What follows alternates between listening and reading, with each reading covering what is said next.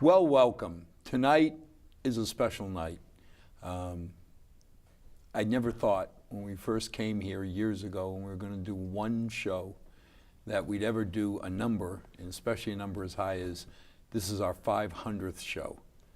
I can't tell you how appreciative I am to the studio and all the hours that the volunteers put in and all the time they put in, and all the people of Milford who come up and, you know, we always joked about show number one where I thanked the 6 people who watch local TV, which I believed at that time was my mother and her 5 best friends.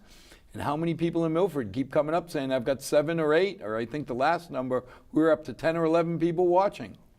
So tonight, we want to look back over 500 shows and talk about some of the special things. And it first started off in a closet down at the old Comcast. It was their storeroom. And I always laughed because we had 120 degrees. Because if you went any further on either side, you got into the junk and the storage stuff. Very special person here with me, Rob, who has been instrumental in bringing an incredible asset to this town. Rob, tell us about this studio and how it came about. Hi, Al. 500 shows, congrats. Thank you, sir. Pretty impressive. And people may not realize how much goes into even just a simple format like a talk show. It's just 2 people.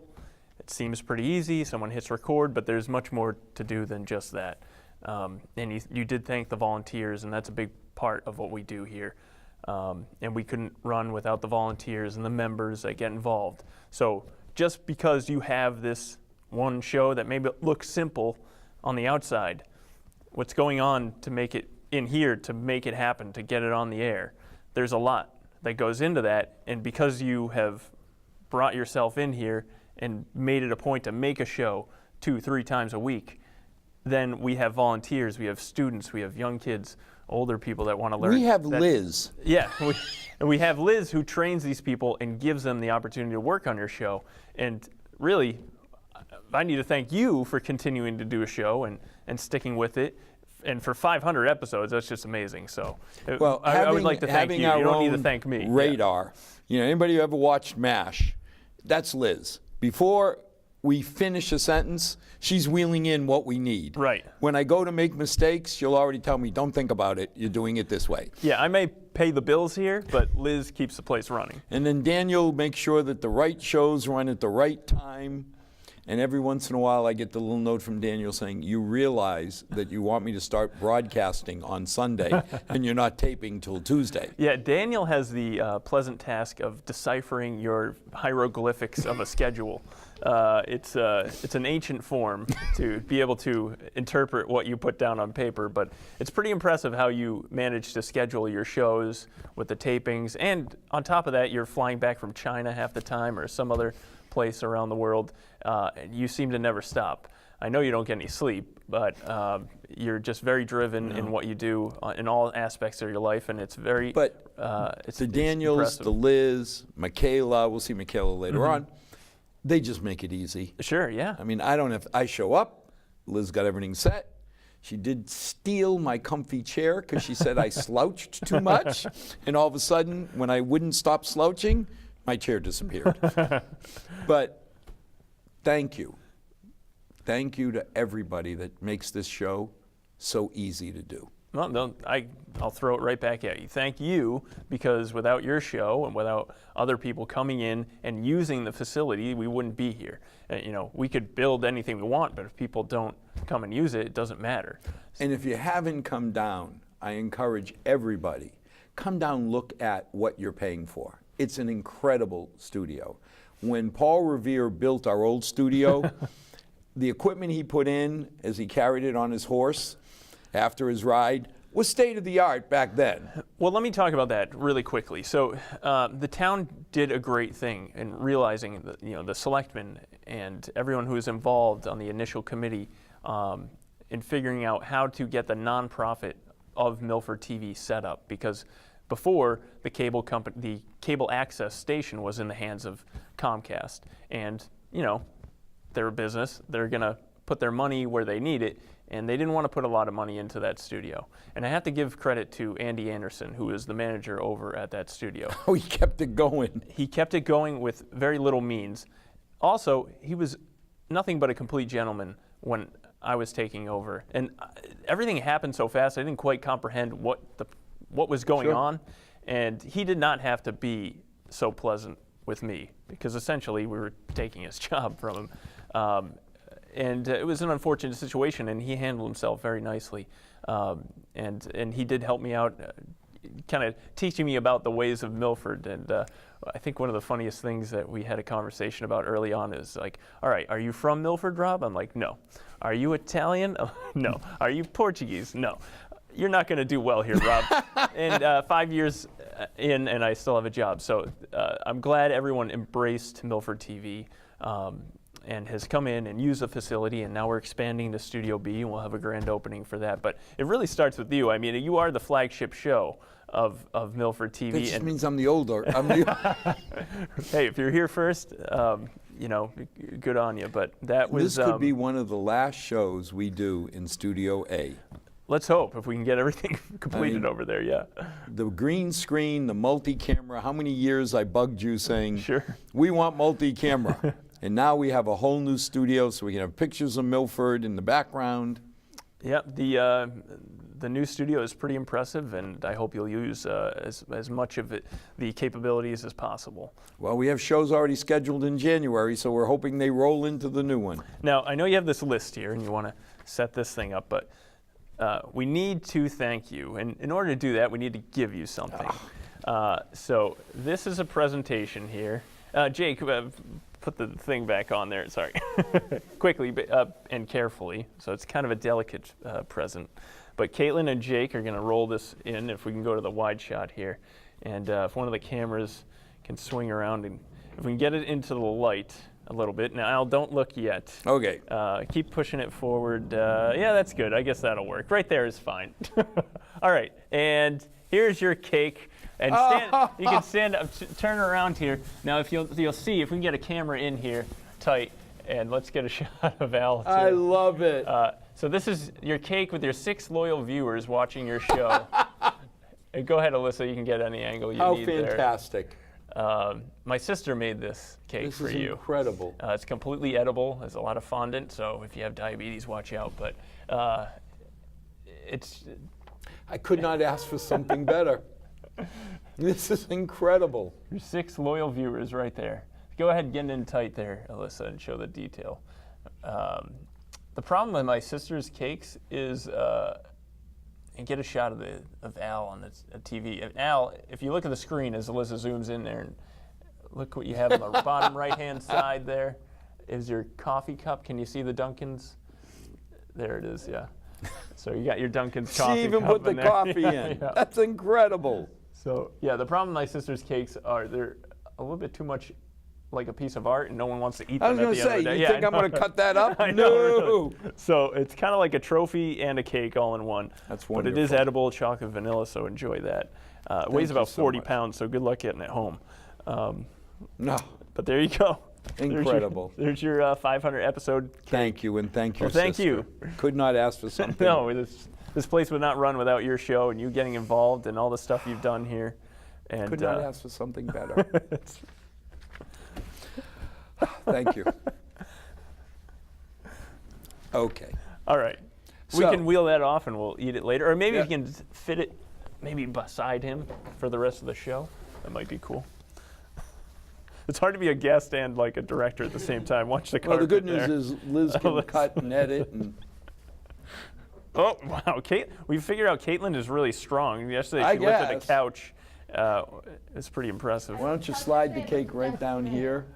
So it's right there. Oh, that's incredible. Could not have thought of something better. You really couldn't. Wow, that is heavy. This is, Yeah. this There you is go. why Yeah, keep going. There we go. this is why you fit into Milford. You know how. Everybody loves cake. Okay, we've had a lot of fun doing 500 shows.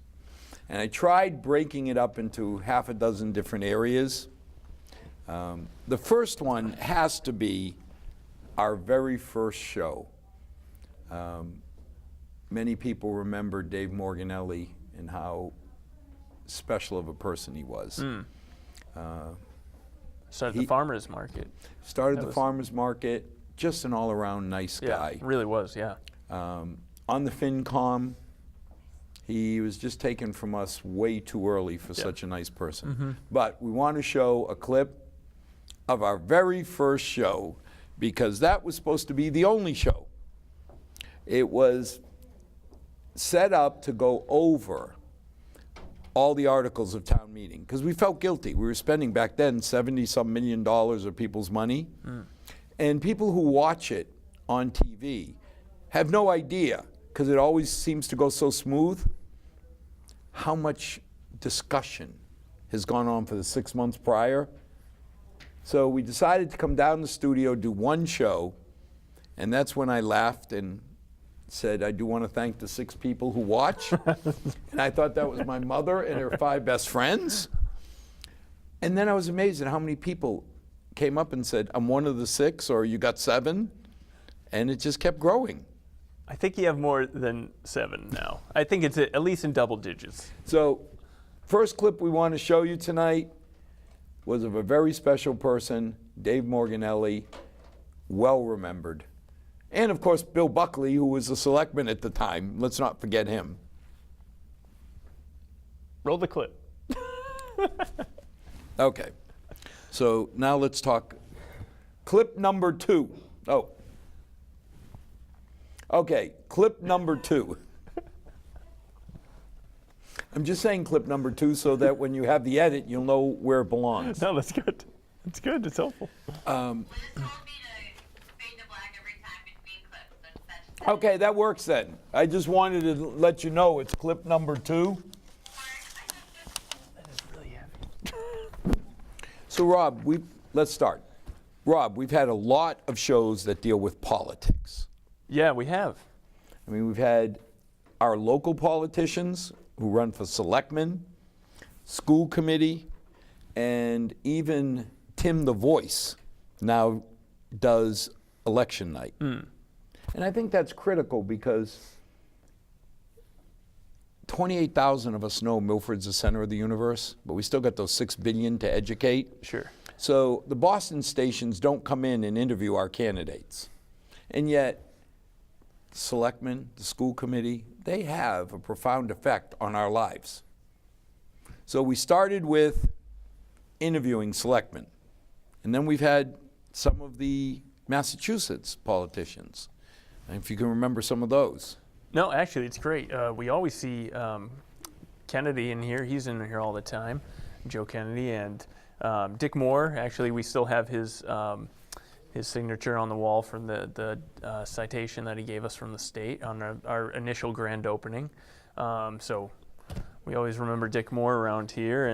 And Ryan Fatman's in here and uses the facility a lot, is always on your show. So we have a lot of politicians that recognize the importance of your show, that it's a great place to come on and talk about the issues and get their platform out there. So, again, just another great asset that your show has brought to Milford. Well, I mean, I'm happy that when you want to select who's going to influence your child's education, that you get an hour of each candidate, and then an hour of a debate.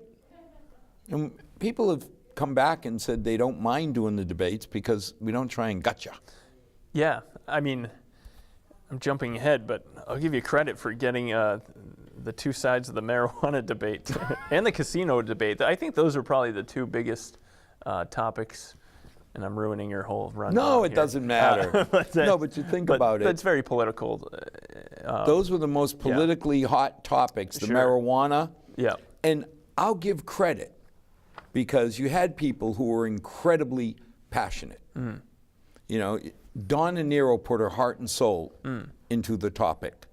Yet, when it came down to it, she showed she was Milford, because she compromised and got the pro-marijuana people to compromise, and they all came together on town meeting floor. And they showed that this was not Washington, red against blue, and we don't talk to each other. Right. Had to be incredibly hard for Donna to say, I'm going to accept this compromise because it is in the best interest of the town. Right. And, you know, this place also gives people a unique way to express themselves. Yeah, you can write into a paper and write an editorial. Yeah, you can call into a radio show and talk.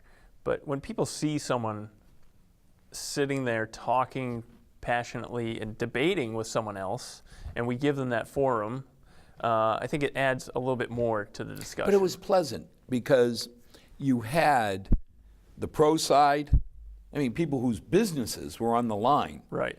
You know, you had people who absolutely believed the negative side, but they were respectful of each other. I didn't have to, you know, ring a bell or Right. drive a gavel down and say, guys, be nice. And that to me is Milford. Yeah, absolutely. There's always enough people on either side to start a civil discussion. You know, there's some bad eggs here and there, but I think what Milford does is really try and understand the issues in its entirety. And I've never seen a town that constantly has, you know, a water hearing, open forum, or any kind of issue. Even the issue now with the 40B apartments, and they're informing people and saying, hey, we're having an open forum in Upper Town Hall. You know, come on down. We'll put it on TV if you can't make it. So, really taking advantage of this place and its ability to get information out to people, and that's what's important.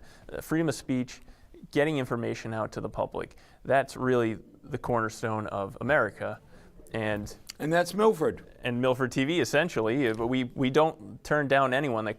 Anyone who comes through the door is allowed to talk about whatever topic they want, get it on the air, and get people informed. And that's what we do here. Great. Now, as we discussed all the political options, we had a number of people come forward. And I always get a kick out of it because you've got one side of the political spectrum with Eddie Burlarelli, with Bob Burns. Chris Morin is a little softer. Chris Kivior, I mean, I always kid him about being Hillary's campaign manager to watch his skin curl. But he had a whole conservative group. Mm-hmm. And they look at me and say I'm a liberal. So they won't accept me as red. Then we have the Bartels, Christy McCrean, Lisa Mosinski, who are on the far left or the left, and they keep saying you're not liberal enough because you're too conservative on the physical end. So they won't let me be blue. I was even hoping the libertarians, where you've got, you know, our favorite chicken guy, Mike Soares. The chicken czar. The chicken czar. Yeah. And even he won't accept me.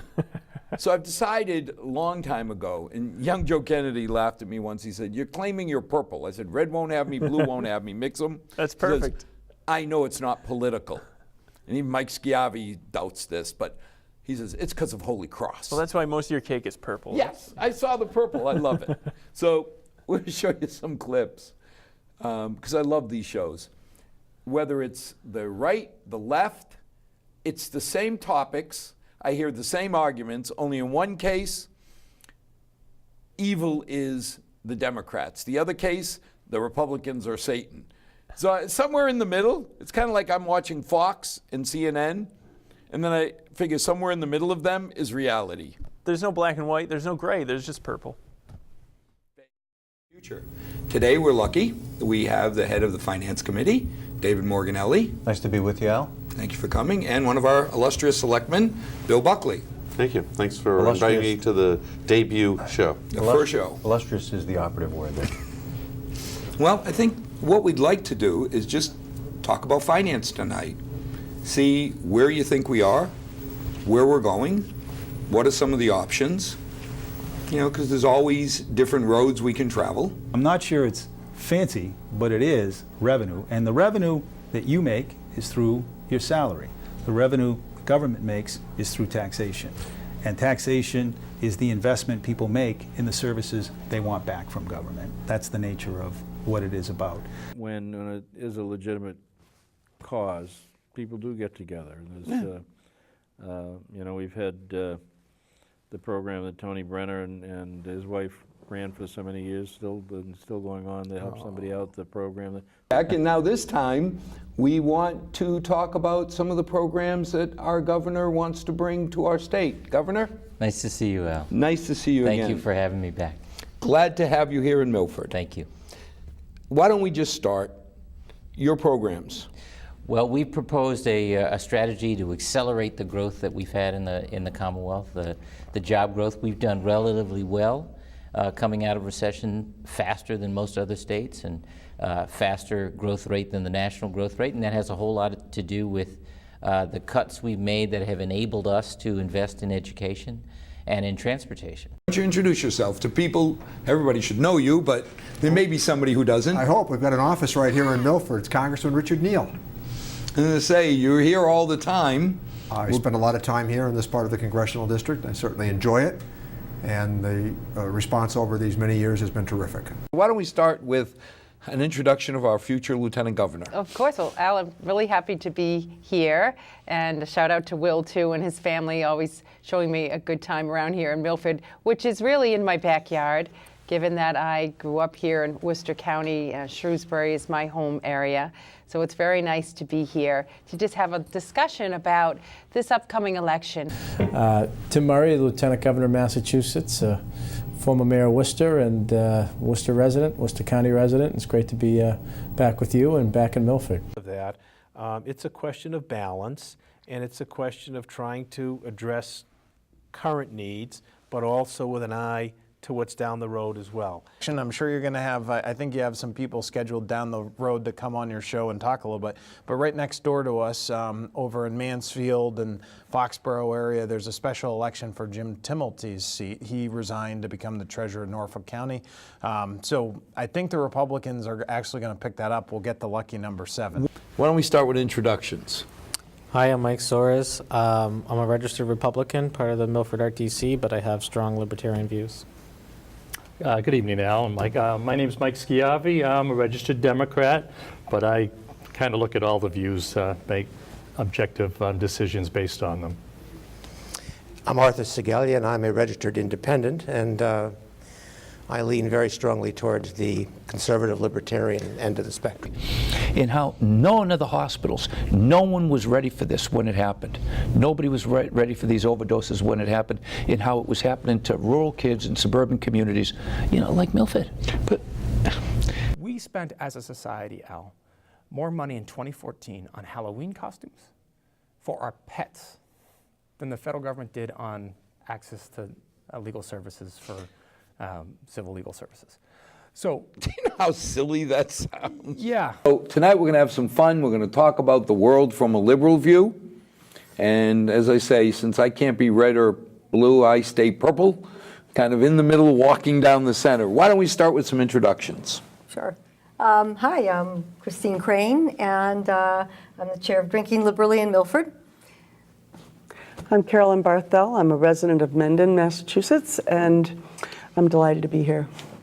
And I'm Rand Barthel. I have been married to this lovely lady for 30 years, and I also live with her in Mendon. But let's start out with introductions. Louis? Lou Bertnazzi, former Senate Majority Leader. Former everything. Former selectman. Former selectman, former rep. Yeah. Yeah. Carl DiGregorio, former chair of Milford School Committee and Milford Democratic Town Committee. Let's start with introductions as we look at the world from a conservative point of view. Ed Bertarelli, chairman of the Milford Republican Town Committee. Chris Moran, member of the FinCom here in town. Bob Burns, Hopedale Selectman in Watersook. We really want you to know how we're spending your money and what are the pros, well, you know, the pluses and the minuses of each article. So why don't we start with introductions? Chris Moran, member of the FinCom. Vice chairman of the FinCom. Always a title. Mark Shane, chairman of the FinCom. Mike Soares, newest member of the FinCom. Newest.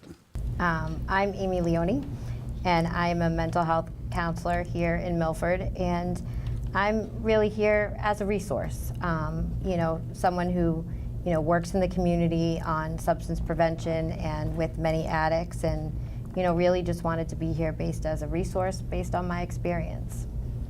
My name is Chris Hudalo. I'm the founder and chief scientific officer of Proverti Laboratories. We're one of the accredited laboratories that is recognized by the state for ensuring the safe testing of cannabis to ensure consumer safety. And you never blow your own horn, but one of the most prominent testing laboratories Well, I like to think so. We work in the hard at it. country. So, when we look around the country, if you're not the first, you're awful close to the top of every list in Milford. We're very proud of what we've done here in Milford. I'm Brian Cole. I'm the spokesman for the Citizens for Responsible Cannabis Retail Sales, also known as Milford Can.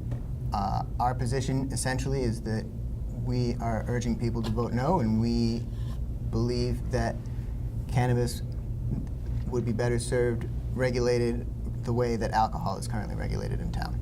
And if you get negative impressions from people, it's probably more to deal with your baseball affiliation being non-Red Sox. I'm not at liberty to discuss that tonight. I'm Donna Nero, and I am the chair of Milford Cares. Milford Cares is a small grassroots organization, and CARES stands for Citizens Against Retail Recreational Establishments. And we are supporting we're basically pro-Milford. Our goal is to support the health, safety, and integrity of the community.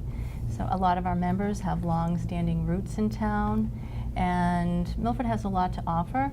Milford has grown into a very diverse, family-oriented community with a lot of great things to offer, and we would like to see the quality of life maintained in town. Brian Murray, State Representative. Al, nice to see you. Thank you for having me here. It's been so long, it's been at least a couple weeks. Yeah. Mike Walsh, member of the Milford Board of Selectmen. Good evening, Alan. Thank you. And Milford has no shortage of characters. I mean, when you think about some of the personalities we've had on the shows.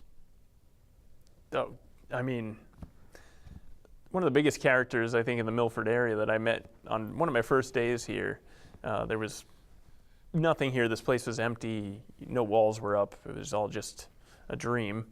And Kevin Rudden from the Town Crier came to interview me. And we got along because of our love of Weird Al.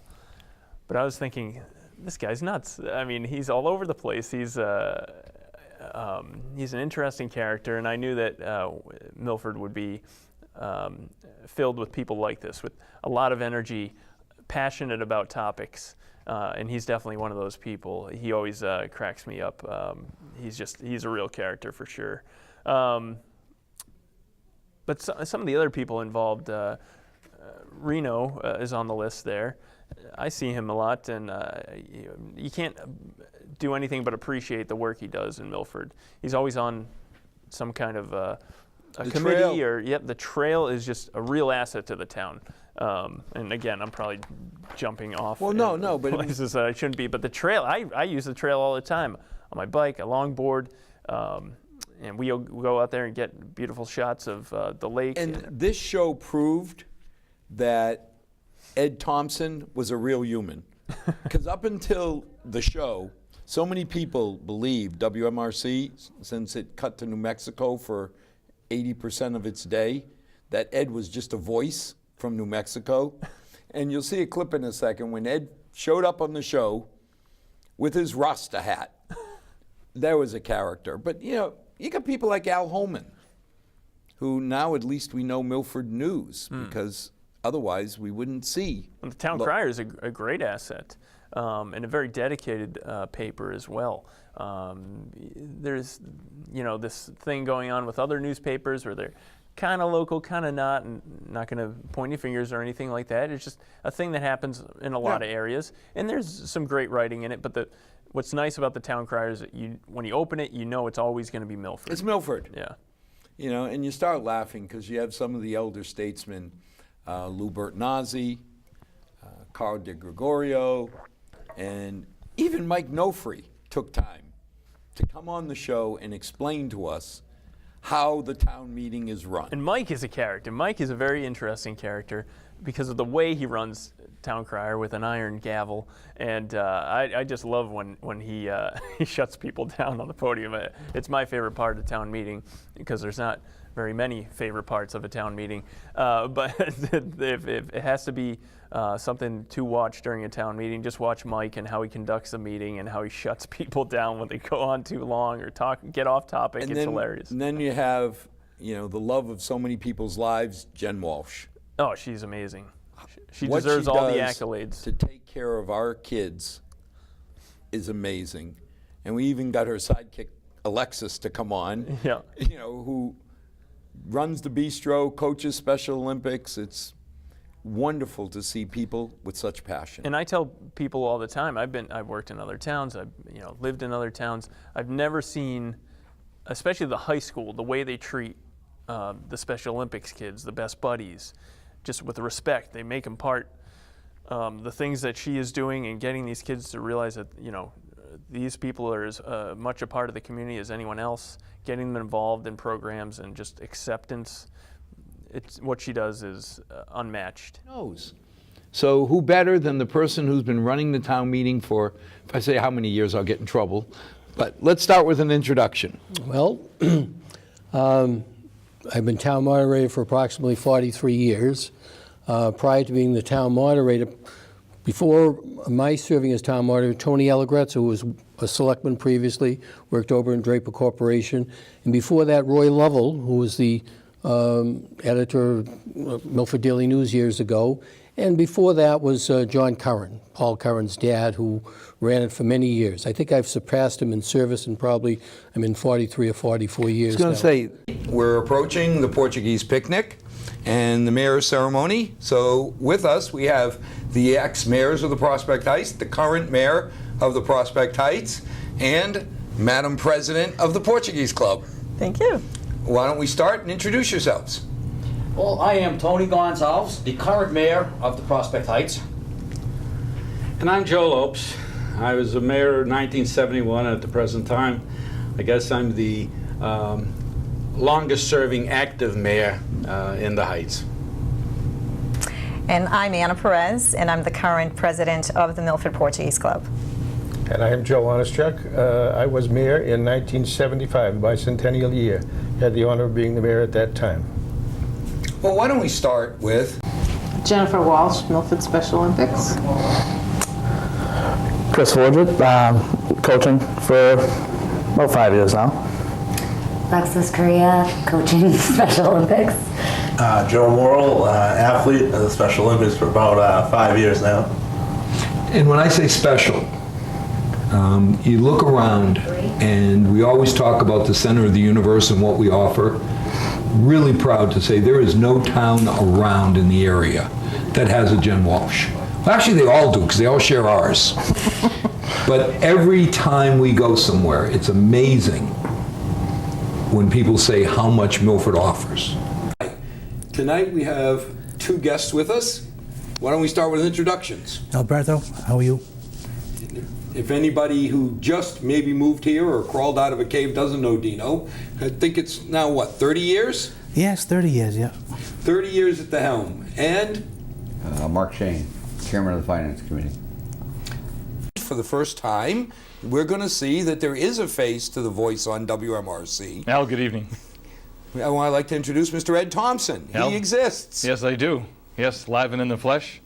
I can't believe how many people have no idea who you are. If you open your mouth, they'll know the voice. Yeah, it's probably a good thing they don't know what I look like, but... especially with the Rasta hat. We brought Ed's favorite Rasta hat. Yep, from the Caribbean. I'm Al Correa. There's a joke, but I won't tell you on air, about the guy who gets stopped by the police officer and says, "Don't you know who I am?" So, at any rate. But Paul Serpine, founding executive artistic director of Claflin Hill Symphony. Nice to see you. Happy New Year. Happy New Year. Tonight, we want you to meet 3 key people who make the financial system work in our town. So why don't we start with introductions? Thank you. Well, my name's Zach Taylor. I'm the finance director for Milford.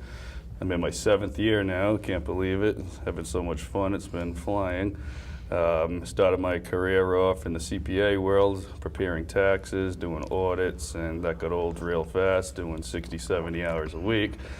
Did a lot of work in Warwick. Did a lot of auditing of $100 million companies, which is why I think I was desirable on paper when I came here to Milford. But I also did some internships, stuff like that, in Rhode Island in municipal government, and really enjoyed the work. So figured when I saw the ad, I would jump on it, and here I am 7 years later. So I started off here as the assistant town accountant, which Wendell was about a year ago. And he promoted up to town accountant. At that point, I was the town accountant, and we did not have a finance director. We had an elected treasurer, which now we have Chris Pillar, our appointed treasurer. So at that transition, we had a lot of discussions and thought it'd be wise to make these positions appointed and to put me at the top of the pyramid. That way I can oversee everything and make sure that those questions you started the session off with remain desirable answers. And hasn't been an easy task, but it's an enjoyable task, and I think we do a really good job. We have a great team approach. I like everyone that works in our departments, and it's been pleasurable. The new guy. Okay. I'm Wendell Phillips, and I'm the town accountant. I've been in the position for a little over 5 years. I started as the assistant town accountant. I went to Babson College, and out of college, I worked for Fidelity for a while in investments field, and I saw, the opportunity to be hired. They had a job opening for assistant town accountant in Milford, my hometown. I thought it would be a good fit, and it'd be something that I had a passion about, being born and brought up in the area. I applied for it and was fortunate enough to get the job. And then as the finance department transitioned and Zach got his promotion, and I ended up being promoted to the town accountant position, and just slowly but surely, as I started the assistant, more and more responsibilities and the job description kind of expanded, and I think it was just kind of a logical transition moving into that town accountant position. I really enjoy my work, and I feel we have a great team here, finance team. A lot of the departments in Milford it's a great place to work, and I'm fortunate to be there. So I'm Chris Pillar. I'm recently hired treasurer, going on my 2nd year. Along with Zach and Wendell, I did start in the private sector out of school. I went to Northeastern, and I started actually at Consigli Construction in their accounting department, and then went on to be a controller for a $100 million construction company and manufacturing company. Before I was looking for a change and decided to apply for the treasurer's role. Happy I did it. Love the people I work with. Get along with Wendell and Zach great. We have a strong bond that we can bounce accounting questions, treasury questions off each other, and without a hesitation get the help we need. One of the strongest groups of people we have in Milford that really helps, being on the finance committee, I get to see firsthand how dedicated the department heads are. And I'll never forget when everybody ran into budget cuts and tight budgets. A lot of towns around us couldn't fill their school budget. So their teachers deferred their raises. Now, I never understood that, because if I can't afford to pay my mortgage today, how am I going to pay double mortgage at the end of the year? And this idea that things will get better always scared me. Our teachers, led by a union, the Milford Teachers Union, came to us and said, we will give up our raises if you give us your word that you'll put that money back into the school and save teachers. I mean, we gave them our word we would try, but that's a heck of a statement. And the fact they know that FinCom, I've always said, is most influential, powerless people, because we don't even get a vote. Well, we get one vote out of 200 and some. But the most we can do is recommend. And they trusted the FinCom, the selectmen, and the town meeting to come through. And as town meeting always does, they did. But you know, you start looking at, look at some of the departments that come on regularly to let us know what's going on. Sure. Sorry, I'm blanking. Well, if we can edit that, right? Yeah, edit that right out. All right. But look at some of the departments and the department heads that come on, take their personal time to let us know what's going on in Milford. Like police chiefs come on, fire chiefs come on, not only to tell us why he needs TUI toys, and he hates when I say that, but why he needs equipment. We've had the sewer department come on, and that was the first time when we thought they were putting Rudy down the manhole. He had won the election. Well, I got to give them credit, all these people that work for the town and come on your show. They don't have to. Right. I mean, I would even say they shouldn't, but you know, they're completely open to coming on the show, talking about their job, which is most of the time, if they're the department head of these facilities, they're scrutinized by the entire town, and yet they still come on and openly talk to you about what's going on, and you got to give them credit for that. Somebody like Zach, our financial doesn't need head. to come on, but you know. You know, most financial heads are like, well, I'm going to stay low, because whatever I say, somebody's going to be upset. Sure. Either I'm spending too much or I'm not spending enough, and they're going to nitpick everything I say. But he comes on. Yeah. It's pretty, so that's a testament to the power that you have with your show, that they know that they can come on your show, feel safe enough, first of all, to talk about a topic with you. And you do, you know, you touched on it earlier when you said you're purple, not red or blue, and that's completely true. I've had many political discussions with you, and you're nothing but a gentleman, and you always consider someone else's side first. So I think that's why people always are more than welcome, or more than willing to come on your show. But that's Milford. I mean, you think about it. Take a microcosm, the FinCom. They can say what they want. If the department heads wanted a fight, it would get ugly. Yet, all the discussion happens privately, and we come out with compromises. What more can you ask? So let's show you some of the department heads that have come on, and we have it on good authority that Rudy did get put in the manhole, but they rescued him and pulled him out. Welcome. Tonight we have a very special person here. Lot in the news lately, and many people just want to hear Chief O'Loughlin's perspective. So, Chief, introduce yourself. Hi, I'm Tom O'Loughlin, so that's about it. This is the first time I've seen you with a gun and it's not a budget meeting. Yeah, there you go. Even new areas that we hadn't ever discussed before. So why don't we start with introductions? Paul Mazzucchelli, Health Officer. Ken Evans, Health Board Member. Lenny Izzo, Chairman.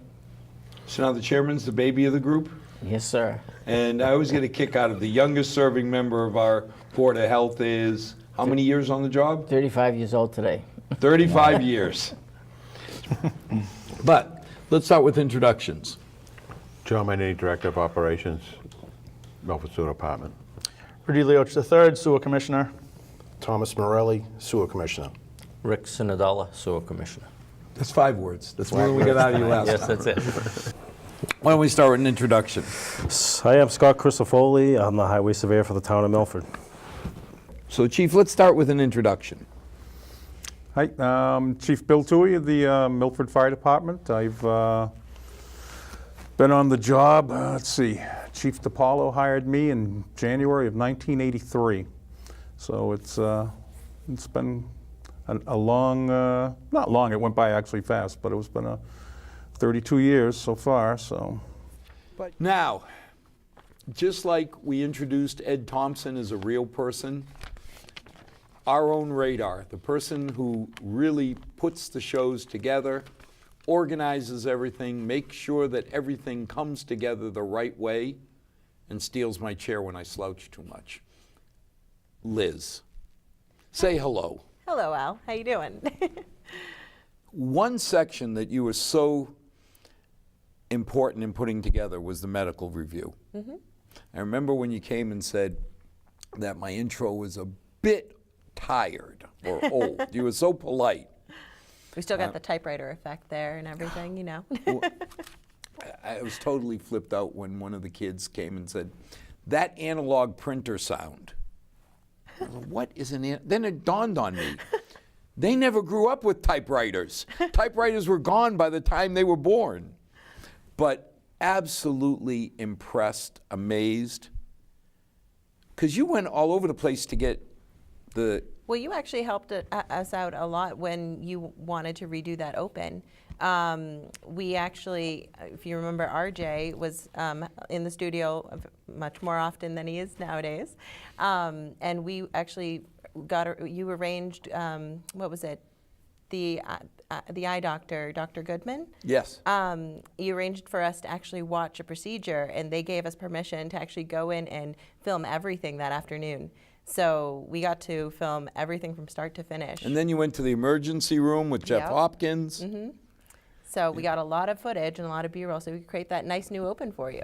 And I remember when Frank Saba called, we had one of his people call and say, we would like to have one of our physicians, Mike Newstein, God almighty, Mike Newstein, come on and talk about H1N1 because everybody's scared.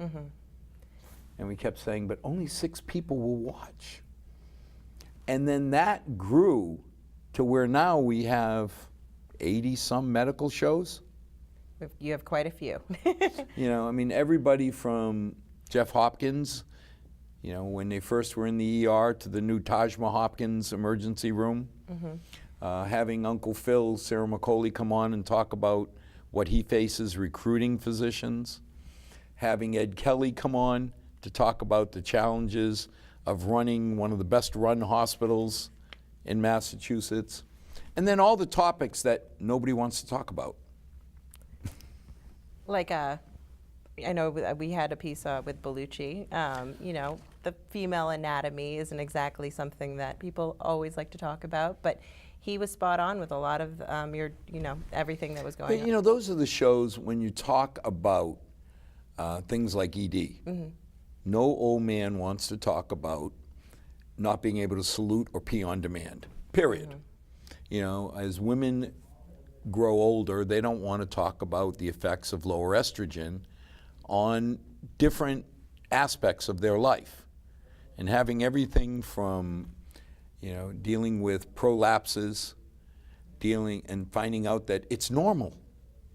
Absolutely, and honestly, it's for all people of all ages. I know that there are topics that you have talked about that I was completely unaware of, and I realize are definitely going to impact me. If not today, they will impact me down the road. So, you know, you really cover all your bases. And really well, I mean, everything, you know, my hat is off to people like Peter Oreo talking about brachytherapy, you know, for prostate cancer, talking about breast cancer, talking about breast restoration. I mean, some of these, thank God these people are open and passionate, because obviously I know nothing. You know, when it comes down to that whole series of women's health issues, of course they affect people. I mean, one of the biggest issues that we got to ask is, okay, as a husband, a father, how do I react? You know, how do I support my wife, you know, my darling bride who's been a partner for life, my daughters, my mother? And these physicians were great walking us through not only the physical aspects of it, but also how to best support people. So thank you for pushing that show and putting a great intro together. Thank you, Al. Wouldn't be a show without you. Couple guests who've long serviced the people in Milford about a topic that we all will have to deal with, and then I guess we all try and put off. Why don't we start with introductions? Good evening, and thank you for inviting us. My name's Joe Edwards, Jr. I've been a lifelong resident of Milford. Dave Consigli, and thank you very much, Al, for having us with you. I own the Consigli Ruggiero Funeral Home in Milford since 1996. Been here for over 30 years. So now this is one of those topics that we all deal with. You know, this and taxes, that's the saying. But yet nobody ever wants to talk about. Well, I hope that you've enjoyed seeing some of the people that we brought back. There's so many more that I'm sure we missed. And I apologize because people will, if they're one of the 6 that watch, won't like the fact I didn't put a clip from their show on. But it's been such an amazing ride for 500 shows. I mean, everything right down to something as special as Sister O'Keefe's cake. Thank you. But this is what Milford's about. It's taking an extra minute. And thank you for making the studio so incredible. No, thank you for using it. You know, like I said, we can build it, but if people like you and our other members and volunteers don't come in and take advantage of it, then it's all for naught. So without you, literally, there would be no Milford TV. So tonight, I'm going to enjoy, for the 500th time, saying thank you to our 6 loyal viewers. And maybe since it's a special show, we have 7 or 8. But as always, may God bless. May tomorrow at the center of the universe be a better day than today. Thank you and good night.